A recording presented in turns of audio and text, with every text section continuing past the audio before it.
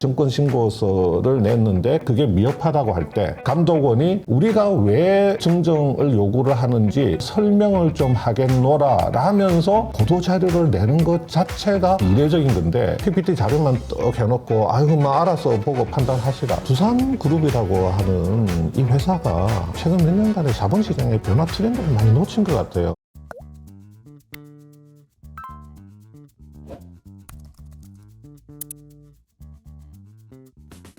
안녕하세요. 이호석입니다. 오늘은 김수원 대표님이 달려와 주셨습니다. 안녕하세요. 네, 안녕하십니까. 네, 달려와 주셨는데 달려오신 이유가 두산 이야기를 또 이제 한 번 더 하려고 하는데요. 한 달 전에 우리 나오셔가지고 두산에 관련된 이슈들을 쭉 네. 정리를 해주셨는데 예. 그 뒤로도 이제 많은 일들이 있었던 것 같아요.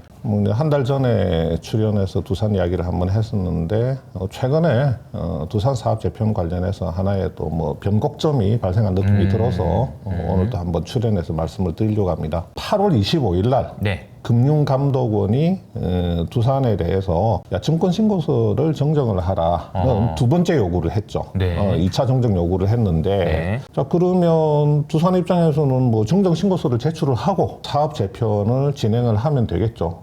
두산이 뭐 사업 재편을 포기를 하지 않는다면 근데 지금 이 사업 재편을 지금 두산 3사의 주총 등 예정된 일정대로 사업 재편을 진행하겠다고 한다면 네. 두산이 이런 생각을 가지고 있다면 오늘 저희들이 지금 촬영하고 있는 게 29일 오전이지 않습니까? 네, 네. 오늘 아마 한 오후 6시 그 정도까지 정정신고서를 오늘 제출을 해야 돼요. 예. 오늘까지 정정신고를 제출을 해야지 네. 지금 두산이 계획하고 있는 예정된 일정대로 사업 재편을 진행을 할 수가 있는데 이게 가능하겠느냐? 제가 볼 때는 이거는 거의 지금 현재 제 생각으로는 어렵다. 어렵다. 어렵다고 보는 거죠. 자, 왜 그러냐면 한번 일정을 한번 보면 9월 25일 날 두산 3사 주총이 예정돼 있죠. 그러면 주총 2주 전까지는 주총 소집 통보를 해야 돼요. 이게 9월 10일이거든. 네네. 근데 이 9월 10일까지는 정정신고서의 효력이 발생돼야 돼요. 정정신고서의 효력이 발생되려고 하면 정정신고서 제출 시점으로부터 거래일 기준으로 7일이 지나야 되거든. 그게 9월 10일이란 말이에요. 역산을 해나가면 오늘까지 정정신고서를 제출을 해야지 9월 10일 날 효력 발생, 신고서 효력이 발생해야지 주총 소집 통보가 나갈 수 있고 그 다음에 9월 25일 날 예정대로 두산 3사 주총을 할 수가 있는 거예요. 오늘까지 정정신고서를 제출을 해야 되는데 그러면 이제 우리가 궁금한 거는 감독원이 생각하고 있는 정정의 방향, 내용 그게 뭐냐? 두산이 과연 오늘까지 신고서를 제출을 할 수 있는 내용이냐? 그게 중요하겠죠. 지금 제가 볼 때는 이게 이제 불가능한 건데 그러면 두산 입장에서는 야 이거 뭐 지금 감독원이 1차 정정 요구하고 2차 정정 요구하고 있는데 이거 사업 재편을 이거 뭐 포기를 해야 되냐? 포기하라는 거냐? 아니면 뭘까? 지금 뭐 감독원의 뜻이 뭘까? 이런 고민을 할 수밖에 없어요. 왜 그러냐면 한번 보세요. 이게 어제 기사입니다. 어제 오전에 그 이복현 원장이 간담회에 가가지고 지배주주만을 위한 그 합병이 아직도 벌어지고 있어서 투자자들이 크게 실망하고 있다. 이런 이야기를 했는데 지금 모든 언론들이 이게 두산을 재차 압박하고 있는 거다. 두산을 지금 언급을 하고 있는 거라는 그런 기사들이 전부 다 나왔거든요. 네. 근데 이복현 원장의 이런 언급이 이번이 처음이 아니에요. 그러니까 무슨 행사장에 간다든지 간담회에 간다든지 기회가 있을 때마다 직접적으로 또는 간접적으로 두산에 대해서 두산의 사업 재편에 대해서 이야기를 지속적으로 하고 있단 말이에요. 계속 그러던 중에 25일 날 급기야 이제 2차 정정 요구를 하고 2차 정정 요구를 하고 나서 28일 날 행사에 가가지고 계속 이런 이야기를 하고 있단 말이에요. 이제 급기야 이제 조선일보에서 두산하고 우리 금융의 목청 커진 이복현 왜 이러나 이런 이제 칼럼까지 지금 나오고 있는 그런 상황인 겁니다. 그러면 이제 우리가 제일 중요한 거는 아까 말씀드린 대로 감독원이 2차 정정 요구를 했는데 그 내용이 뭘까 하는 궁금증이 있는데 여기에 대해서 감독원이 스스로 보도자료를 냈어요. 그 보도자료 제목이 뭐냐면 25일 날 정정 요구를 하고 8월 26일 날 보도자료를 했습니다. 두산 로보틱스 증권 신고서에 대한 정정 요구 관련 설명. 이게 제가 볼 때는 이례적인 겁니다. 개별 기업의 어떤 합병이나 분할이나 사업 구조 조정에 대해서 관련된 증권 신고서를 냈는데 그게 미흡하다고 할 때 감독원이 우리가 왜 증정을 요구를 하는지 거기에 대해서 설명을 좀 하겠노라 라면서 이런 제목을 달고 보도 자료를 내는 것 자체가 흔하지 않은 겁니다. 이게 이례적인 건데. 그러니까 보통은 그러니까 기업들이 우리 이렇게 해가지고 이렇게 합병할게요. 그러면 뭐 그래 뭐 특별한 거 없으니 뭐 오케이. 근데 이거는 정정해라라는 것도 아니고 정정하라는 것 자체를 왜 그런지를 설명한 거를 보도자료로 냈다는 거잖아요. 뭐 보통은 뭐 예를 들어서 막 회사가 이제 합병을 하려고 한다. 감독원이 이제 증정신고서 제출을 요구는 할 수는 있는데 그게 뭐 아주 구체적으로 뭐 이런 거라고 대외적으로 오픈을 하지는 않아요. 그것을 또 설명하는 보도자료를 낸다. 그런 일들은 별로 없는데 감독원이 이렇게 이례적으로 정정요구 관련 설명 보도자료를 내는 거는 두산의 사업 재편에 대해서 감독원이 굉장히 깊은 관심을 가지고 심각하게 상황을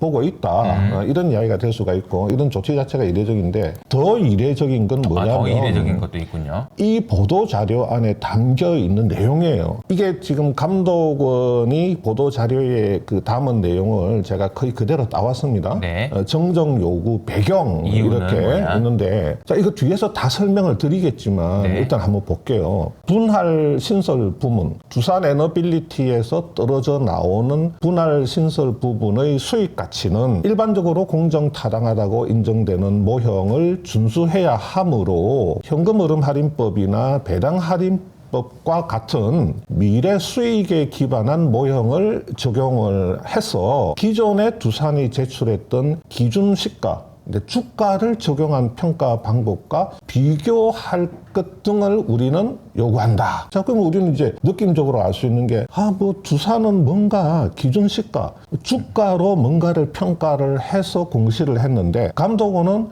주가 기준으로만 하지 말고, 뭔가 미래의 수익, 회사가 미래에 벌어들이는 현금 흐름, 이런 것을 평가를 해서 그 숫자를 제시를 해서 투자자들이 주가 기준하고 미래 수익 기준을 비교를 해서 판단을 하도록 그렇게 너희들이 해야 되는데, 왜 그런 걸 안 했냐고 지금 감독은 이야기를 하고 있는 거잖아요. 네. 그러니까 제가 볼 때는 이렇게 구체적으로 뭐 현금 흐름 할인법, 배당 할인법 같은 이런 걸 콕 찍어 가지고 지적을 하는 거 이거 자체가 굉장히 이례적인 이야기다. 그럼 이제 조금 여기서 이제 요 감독원의 정정 요구 배경을 요걸 바탕으로 해서 근데 이야기를 이제 조금 더 이걸 제가 좀 그 부연 설명드리면 우리가 지난번에 한 달 전에 이제 대표님께서 나와서 설명해 주셨던 이 합병 과정을 이제 설명을 할 때 결국은 합병을 할 때는 이 회사랑 이 회사를 합치는 거잖아요. 그렇죠. 그럼 이 회사의 가치가 어느 정도인지 이 회사의 가치가 어느 정도인지를 판단할 수 있는 기준이 있어야 됩니다. 그렇죠. 그런데 이거 합칠 때 누군가가 이게 더 가치가 있다라고 생각할 때 이득을 보는 사람이 있어요.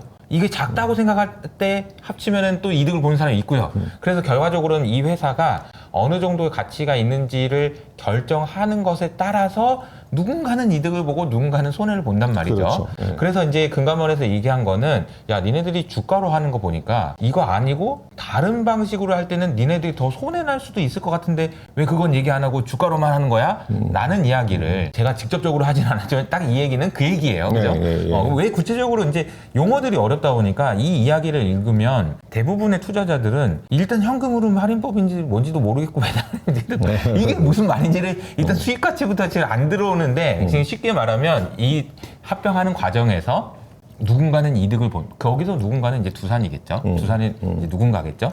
그리고 손해 보는 대부분의 이제 투자자들이 될 거고요. 두산의 사업 재편은 우리가 한마디로 말해서 이 밥캣을 로보틱스에다가 갖다 붙여서 합치는 겁니다. 자, 그러면 지금 현재 밥캣은 어디에 있느냐? 밥캣이 어디에 있길래 이것을 로보틱스에다가 합치려고 하느냐? 자, 두산 에너빌리티가 있죠, 그죠? 네. 뭐 이 회사는 뭐 대형 원전이나 그 SMR 같은 사업을 하는 회사인데 네. 지금 이 회사 밑에 자회사로 밥캣이 달려 있단 말이에요. 아하. 지분율 46%. 네. 자, 근데 두산 에너빌리티 두빌에서 회사를 하나 신설을 합니다. 떼가지고.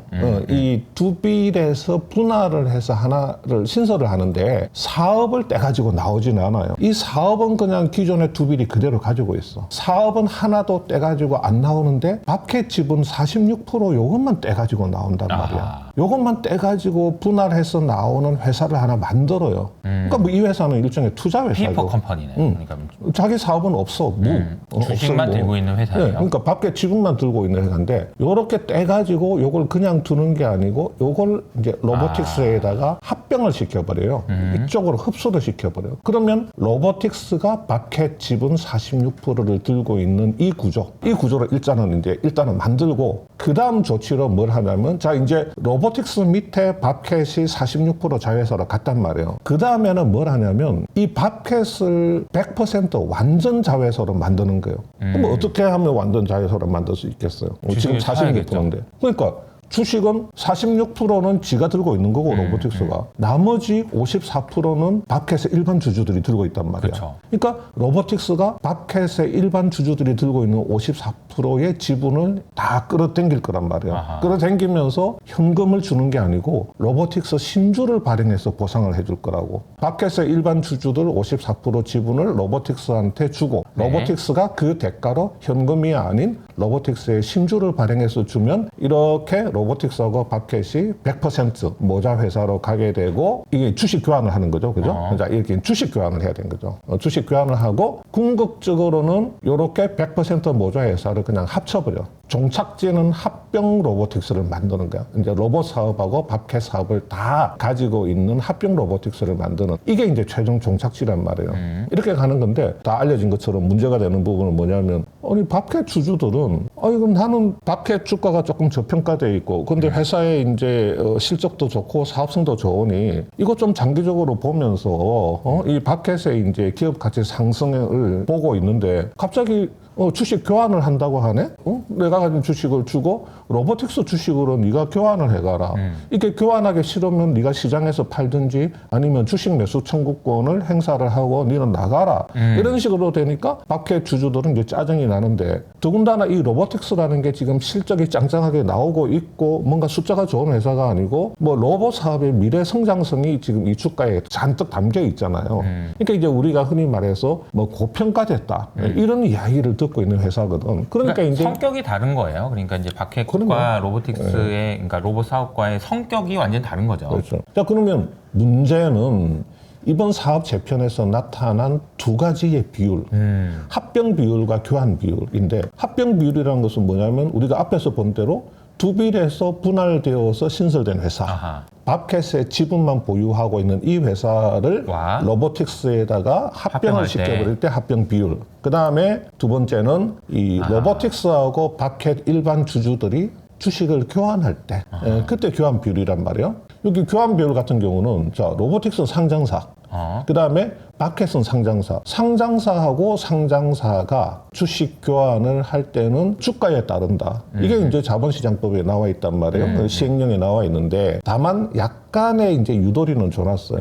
왜냐하면 같은 그룹 안에 있는 상장사끼리 주식 교환을 할 때는 10% 범위 내에서는 또 할인이나 할증을 할 수가 있다. 두산 입장에서는 야 이거 좀 주주들이 불만이야? 오케이 그러면 밥캣은 주가 기준에다가 한 10% 할증을 해주고 로보틱스는 뭐 자꾸 고평가 그러니까 주가 기준에다가 10% 할인을 해주면 되지 않겠느냐 이런 이야기가 물론 나올 수가 있죠. 근데 그렇게 해봐야 교환 비율이 0.63에서 0.77로 0.14 정도밖에 안 올라간단 말이에요. 지금 그냥 주가 기준으로만 하면 밥캣 한 주를 로보틱스한테 갖다 주면 로보틱스 0.3주를 받게 되는데 자 자본시장법 시행령에 조금 조정을 할 수가 있다. 그래서 밥캣은 조금 10% 올려주고 로보틱스는 10% 낮추는 식으로 조정을 해줘 봐야 그게 0.77로 올라간단 말이에요. 이거 0.14 이거 생색내기밖에 안 되는 거예요.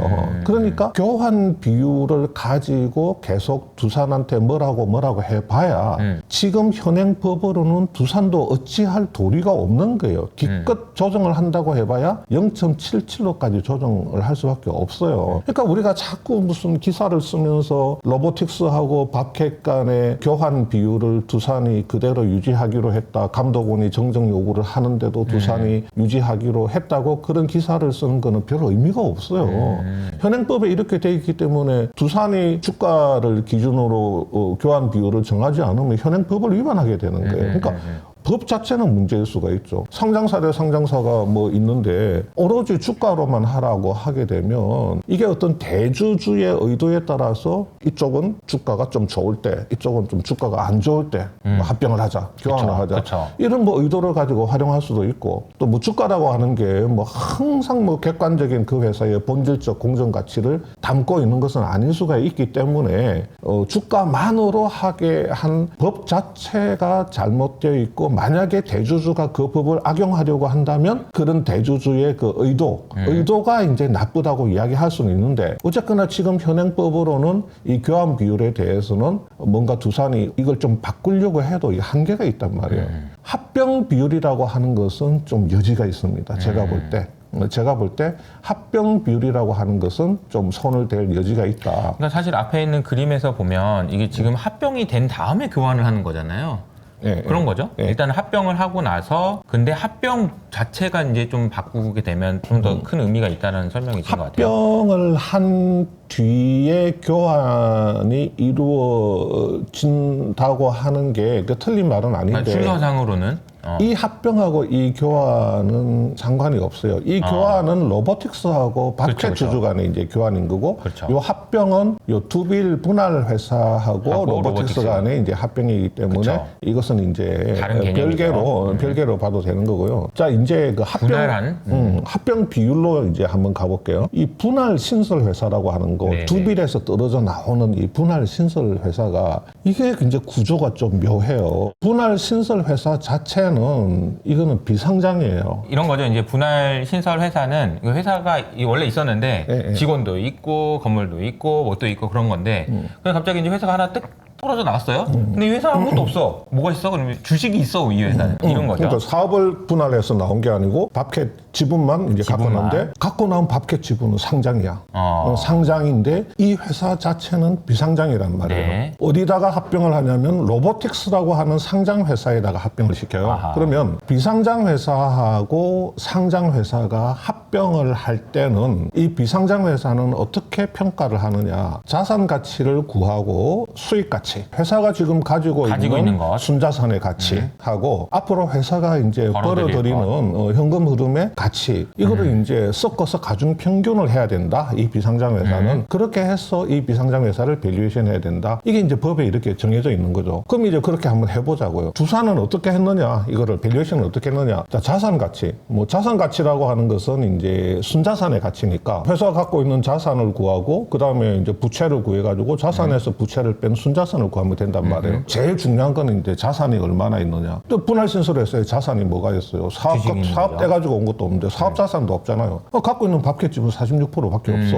그러면 이거는 밥캣 지분 46%는 이건 상장 지분이니까 시가 평가가 가능하단 말이에요. 주가 기준으로 2.3조로 평가가 됐어요. 이 46%는 차입금은 나올 때 0.7조 갖고 나왔으니까 2.3조에서 부채 떨어져 나오면서 갖고 나온 차입금 0.7조를 빼니까 순자산은 1.6조다. 이렇게 평가를 했단 말이에요. 오케이. 뭐 이거는 이제 이해가 되는데 그러면 이제 수익 가치, 앞으로 회사가 미래에 이제 벌어들일 그 현금 흐름, 이 수익 가치로 보면 이 수익 가치는 이제 제일 중요한 게 그 영업 가치를 뽑아야지 이제 이 회사가 미래에 벌어들일 그 현금 흐름을 잡아낼 수 있는데 자체 사업이 없어요. 그러니까 자체 사업을 돌려서 앞으로 얼마만한 현금을 만들어낼지는 우리는 알 수는 없어. 근데 밥캣 지분 46%를 갖고 있으니 자, 이 밥캣 지분 46%를 영업 목적의 보유 지분으로 봐가지고 그냥 이거를 평가를 하자. 이거를 평가를 해서 영업 가치로 보자. 그거 뭐야? 이거를 평가를 하려고 하다 보니까 이거 46%는 그냥 시가 기준으로 2.3조네 해서 이렇게 2.3조 똑같네요. 이렇게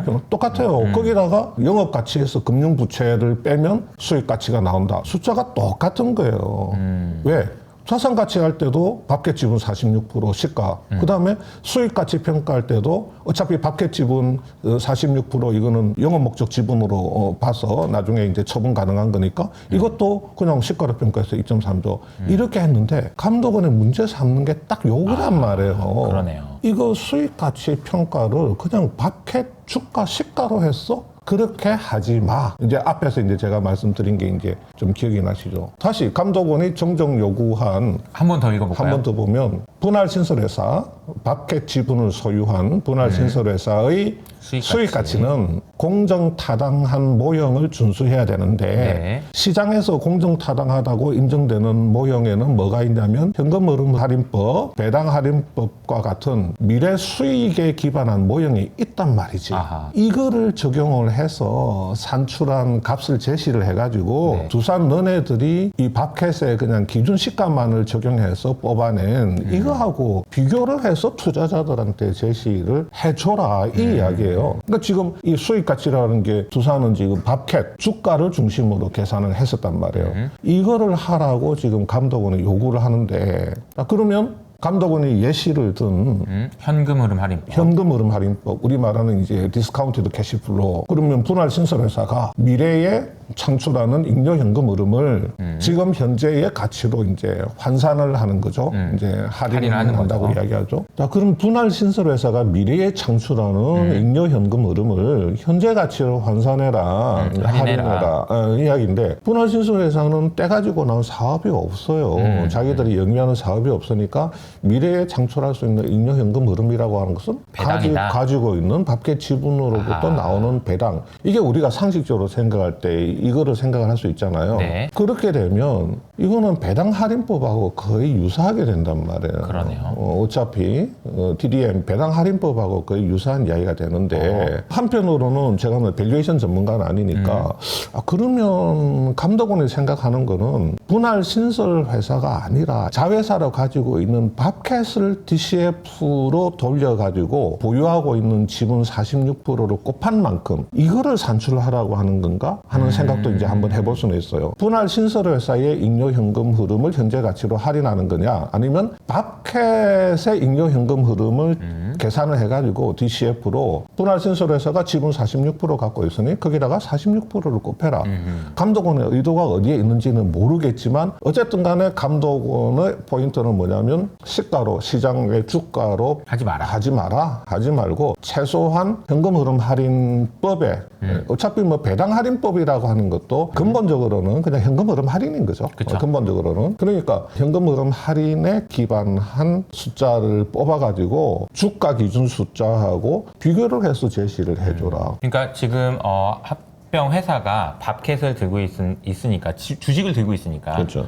주식에서 나오는 배당을 가지고 여기서 이제 배당이 이만큼 나오는 거 보니까 넌 요 정도의 가치가 있는 것 같아라고 판단하던가 아니면 그냥 밥캣이라는 회사 자체를 이 방식으로 평가를 다시 해서 지금 그렇죠. 시장에서는 뭐 2조 그거 아니고 좀 더 높을 것 같은데 라고 한 다음에 지분율을 곱하든가 근데 사실은 이렇게 하나 저렇게 하나 결과는 같아야 되긴 하는데 그렇죠.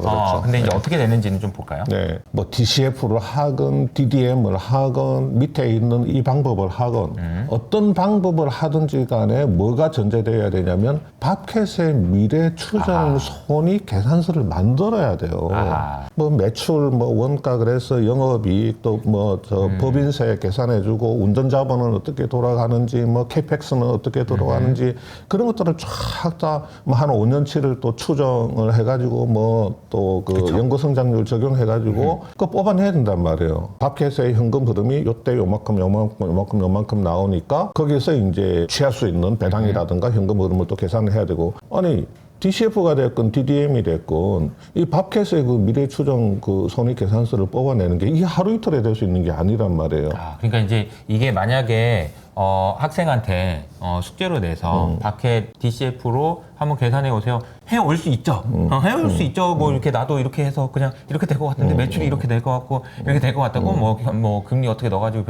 근데 이제 문제는 뭐냐면 그게 공정한지를 이제 증명을 해야 되니까. 그렇죠. 네. 회계법인한테 와가지고 시켜야 될 텐데. 그럼 회계법인 입장에서도 그럼 뭐 어떻게 추정하라는 겁니까? 그 밖에 그 앞으로 사업 계획을 한번 그렇죠. 알려주세요. 네. 세계 경제는 어떻게 될 거고 이런 게 다 자기도 혼나 안 날려면 해야 되는데 시간이 오늘까지입니다. 오늘 6시까지. 그 시간이 그러니까. 없다는 거예요. 회계법인에 용역을 줘야 되는데 우리 이 대표가 말씀하신 대로 회사에서 기본적인 뭐 사업 계획이라든가 그런 거를 제시를 해야 되고 또 어마어마한 여러 가지 이제 지표 자료들을 다 취합을 해서 해야 되는 건데 아니 회사의 뭐 미래의 그 매출이나 그 비용 추정 말이 비용이지 뭐 판관비도 추정해야 되고 원가 추정도 해야 되고 그거 복잡한 게 우리가 옛날에는 날탕으로 할 때도 있었는데 아무리 쬐깐한 회사를 날탕으로 해도 최소 일주일 이상 한 10일은 잡아먹혀야 되는 거고 이게 지금 감독원이 두 눈을 부릅뜨고 바짝 그 독이 오른 이복현 그 원장이 네. 맹독을 품고 이렇게 지켜보고 있기 때문에 이게 흠만 잡히게 해야 되잖아요. 네. 그리고 이제 이효석 아카데미 구독자분들도 지금부터 이제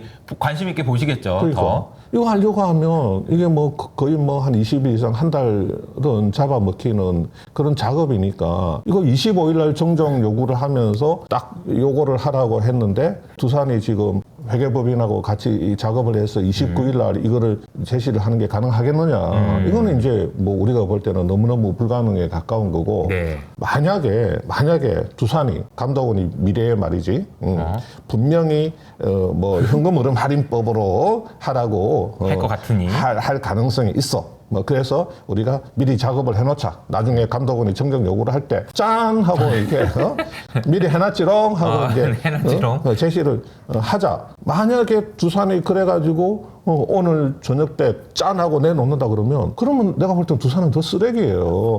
네네. 이게 시가가 문제 있다고 네. 보고 DCF라든가 이런 걸로 평가한 거를 제시하라고 할 가능성이 있으니 미리 사사사사 작업을 해가지고 짠 하고 내놓는다 그러면 처음부터 그렇게 중고신고서에 그걸 담지를 않고 갖고 있다가 감독원이 야 이런 거 하라 그러니까 그때서야 해놨죠 하고 들고 나온다면 내가 볼 땐 그거는 더 쓰레기야. 그 회계법인한테 이제 비싼 돈을 줘가면서 이 복잡한 작업을 해가지고 다 갖고 있다가 감독원이 요구 안 하면 폐기시키고 요구하면 내놓는다. 그렇게 해석을 갖지는 않고 설령 만에 하나 그렇게 했다고 하더라도 아까 밥켓 주가 기준으로 2.3조가 나왔는데 DCF로 돌렸더니 예를 들어서 이게 뭐 한 4조가 나왔다. 3조가 나왔다. 4조가 나왔다. 그러면 현금 흐름 할인으로 뽑아낸 숫자를 배제를 하고 주가 기준으로 한 2.3조를 선택하는 그 이유를 또 설명을 해야죠. 장황하게 설명을 해야 되잖아요.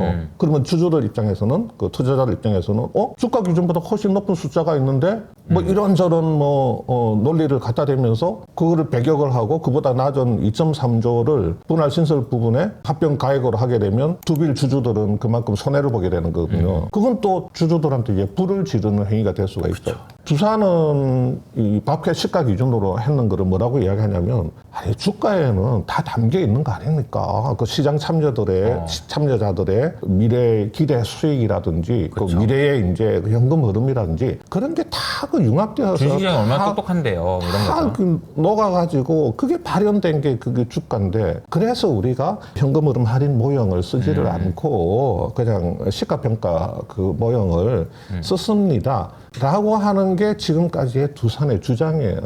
그거를 이제 감독원이 그거 아니고 현금 흐름 할인법으로 해가지고 평가한 거를 제시를 해서 비교하게 해. 감독은 이렇게 요구를 하고 있는 거죠. 그러니까 오늘까지 정정 보고서에 그런 내용을 담아가지고 제출하는 것은 불가능하다. 그러면 이제 아마 지금 우리가 오늘 뭐 오전에 영상을 찍어서 뭐 오후에 업로드를 한다고 봤을 때 뭐 그 시점이나 그 약간 그 이후의 시점에 두산이 어떤 입장이 나올 텐데. 입장이 나올 수도 있겠죠. 나올 수도 있겠죠. 근데 아까 말씀드린 대로 오늘까지 제출을 못하게 되면 뒤로 주총이라든가 지금 예정된 일정들은 뒤로 이제 싹 밀리게 되죠. 그러면 두산 입장에서는 좀 밀리더라도 하자. 계속 감독원이 이복현 원장이 정정신고서가 마음에 들 때까지 무제한으로 정정 요구를 하겠다고 하니 저러다가 뭐 어느 순간에는 뭐 저 승인을 해주겠지 해서 계속 요구하는 대로 맞춰 나가자. 그렇게 갈지 아니면 감독원의 의지를 보니까 이 사업 재편 자체를 문제가 있다고 생각하는구나. 그래서 그냥 뭐 접자 이렇게 나올지는 모르겠는데 접을 가능성이 있을까요? 이게 이해관계가 얽혀 있기 때문에 이제 뭐 잘 봐야 되긴 하겠지만 지금 진행되는 과정이나 대표님의 어떤 그 설명을 들어보면 두산이 하고 싶은 대로 가만히 놔두는 것은 전체적으로 밸류업이라든지 금감원에서 정부에서 추진하는 이 방향성과 상당히 상충되는 부분이 많다라고 판단한 것 같고, 아까 중간에 이제 한번 욕을 하실 뻔해가지고 좀 그렇긴 했는데 두산이 이대로 가면 안 되는 거라는 거죠. 여러 가지 면에서 안 되는 거라서 제동을 걸었는데, 그러면 제대로 반성문을 쓰고, 반성문이죠 이제 쉽게 말하면 답안지 틀렸다는 얘기니까 다시 가져오라는 얘기니까 제대로 반성문을 쓰고 합당한, 그러니까 많은 사람들이 아 그래 그 정도는 뭐 수긍할 만하다, 그 정도 같이 오케이, 이런 정도의 안은 내놔야 되지 않을까. 네. 그것이 우리나라 주식 시장에도 굉장히 중요한 이정표가 되지 않을까, 이런 생각이 좀 드네요. 근데 제가 이제 마지막으로 하나만 조금 더 간단하게 말씀드리면, 지금 두산그룹이라고 하는 이 회사가 그동안에 이제 굉장히 어려운 시기를 겪으면서 계속 구조조정하고 뭐 팔고 뭐 이렇게 맞아요. 하다 보니까 최근 몇 년간의 시장의 그 자본시장의 변화 트렌드를 많이 놓친 것 같아요. 우리가 아하. 뭐 대표적으로 LG화학 물적 분할한 맞아요. 이후에 물적 분할에 대한 주주들의 관심도 높아지고 투자자들의 의식 수준이 굉장히 계속 높아지고 기업의 이제 지배 구조를 분석하고 논평하는 그런 단체도 많이 생기고 주주들의 의식 수준이 많이 올라가고 정부 당국에서도 지속적으로 어떤 사업 재편 과정에서 주주 가치를 훼손하는 법 규정이라든가 이런 거를 고치려고 하는 그 흐름이 계속 이어지고 있잖아요. 두산이 이런 분위기를 캐치를 했다고 하면 이번처럼 7월 11일 날 3사 공시 딱 내놓고 3사 홈페이지에 PPT 자료 뚝 띄워놓고 그 PPT 자료 들어가 보면 앞부분은 무지막지한 무슨 이상한 도표나 뭐 그림, 복잡한 그림밖에 안 나와요. 분할 합병이라든지 주식의 포괄적 교환, 이거 쉽지 않습니다. 제가 이제 외부에 가서 뭐 이렇게 설명도 하고 해도 주주분들 어려워요, 중에 설명하기가. 이해를 하는 게 그렇게 쉽지가 않거든요. 근데 그거를 그냥 PPT 자료만 떡 해놓고 아이고 뭐 알아서 보고 판단하시라. 좀 더 빨리 주주 서한도 내고 그 문장으로 풀어서도 써주고 그다음에 에너빌리티는 왜 이거를 떼서 저쪽으로 보내려고 하는지, 그다음에 결합이 왜 좋은지를 좀 설득력 있게 서한을 만들어서 하고, 그다음에 투자자 설명회도 좀 개최하고, 또 언론 매체 또 불러서 간담회하면서 회사가 알리고 싶은 것을 좀 알리고 그런 적극적인 그 소통 행위를 해야 되는데 그걸 전혀 안 한 거는 그 의지가 없는 거예요. 아유 뭐 저러다 말겠지, 떠들다가 말겠지. 뭐 옛날에도 뭐 이렇게 해도 되던데 뭐 이런 느낌. 나이브하게 생각을 하는 게 나이브하게. 안타깝죠. 일단은 이런 상황이고요. 계속해서 봐야 하겠지만 오늘이 굉장히 좀 중요한 의미가 있는 날인 것 같아서 대표님께서 직접 뛰어와서 이 설명을 해주셨는데, 앞으로도 우리나라에 있는 많은 기업들이 주식시장으로 돈이 들어올 수 있게 좀 해주셨으면 좋겠다 라는 생각을 말씀드리고 싶습니다. 오늘 내용 설명 정말 감사드리고요. 네. 다음에 또 두산이 어떻게 되는지에 따라서 또 한번 계속 모니터링 했으면 좋겠습니다. 감사합니다. 네, 감사합니다.